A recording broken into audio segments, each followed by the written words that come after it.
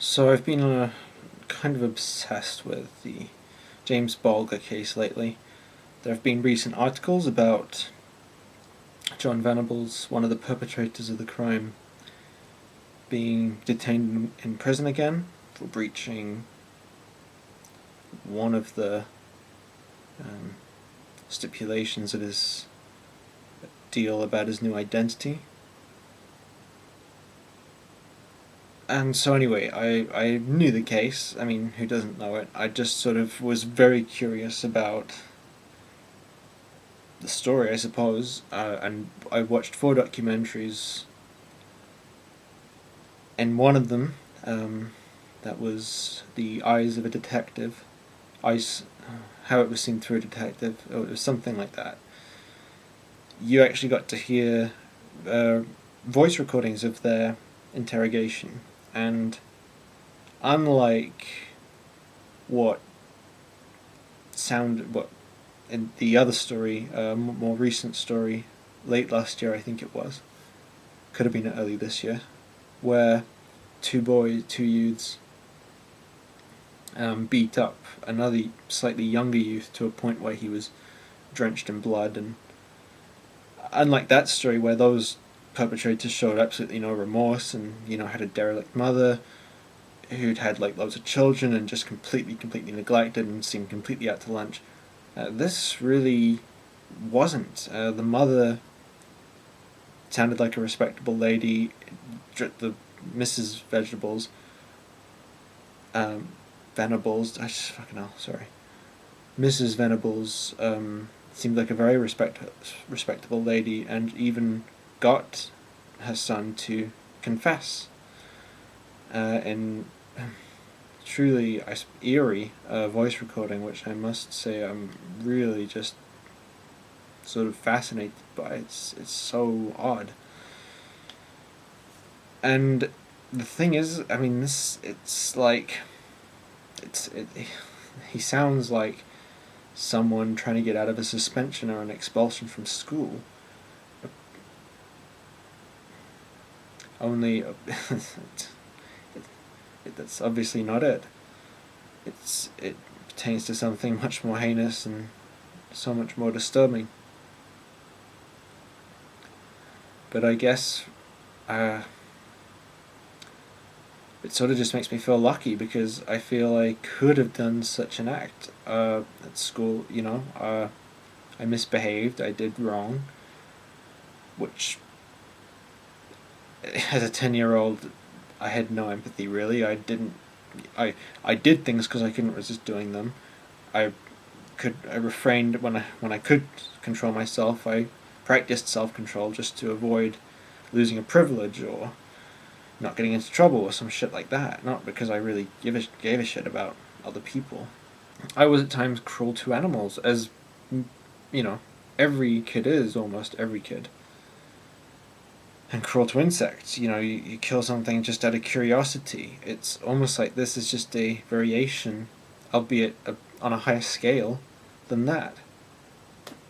And we all learn, and we do develop empathy, most of us, and sort of learn right from wrong. And now I'm happy to say that I abstain from doing selfish things that might harm other people, because I do actually have empathy for them.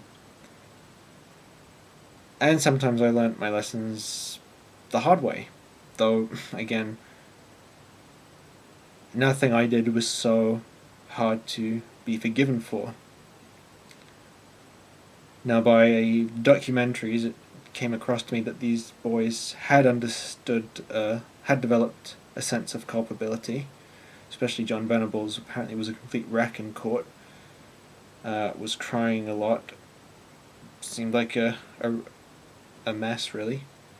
And over the years of psychiatric help, according to their psychiatrists on the Unforgiven documentary that was on ITV, they did sincerely regret what they had done and had nightmares about it and such. And I mean, it feels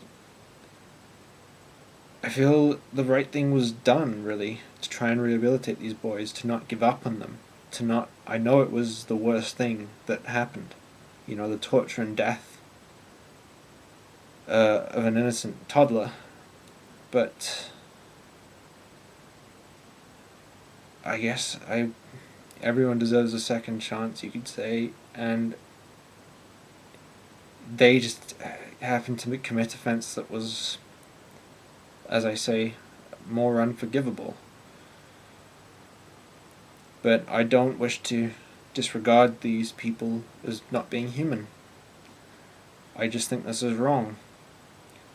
If we must demonize them and not look at the source of their disturbing behavior, that just doesn't feel like the right thing to do.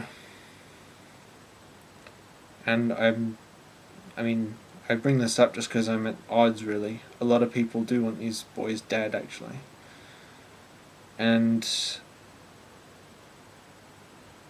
I don't get the hate. The very thing that they did, you would do back to them. The thing that you hate them for, you do unto them. I mean, can you not see that you're hating the very thing that you're becoming the very thing that you hate when you do that? Can we not take the high road and demonstrate to people how it should be done, even those who have done wrong, how we should conduct ourselves? In the eyes seen, James Bogger's Seen Through the Eyes of a Detective, it showed the juvenile facilities for rehabilitation. According to the staff who worked there, they were very successful, because if you just punish people over and over again, they don't get a sense of self-worth, and they can't then extend that and show a respect for other people. It has to start with self-respect, but that comes with a balance of disciplinary action as well. And I just it's a system that works. It essentially it can get us model citizens. It can help change people for the better, but it's so opposed because, and especially when it pertains to these two boys, it's opposed because people sort of in a primitive way really want revenge. And I don't know. I also didn't lose a baby son. I would vow that if that ever were to happen, that I would, no matter how painful it was, that I would forgive, and I'd do my utmost to see the potential in two young people, and try and move on.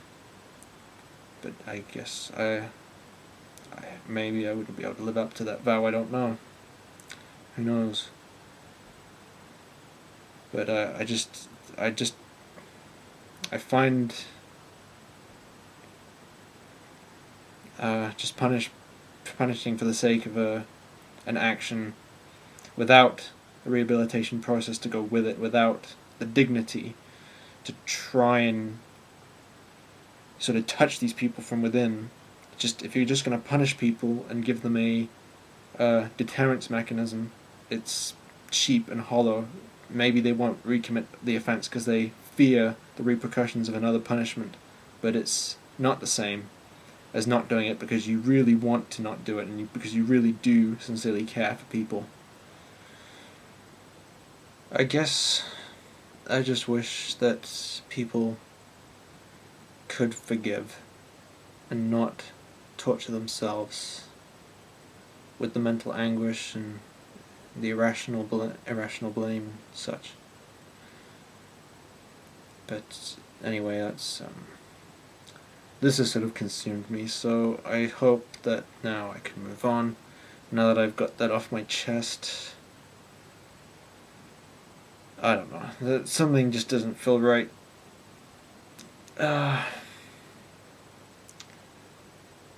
I don't even know exactly what I want out of this, so what I want to say. I'm just gonna end the video now, so have a good night then.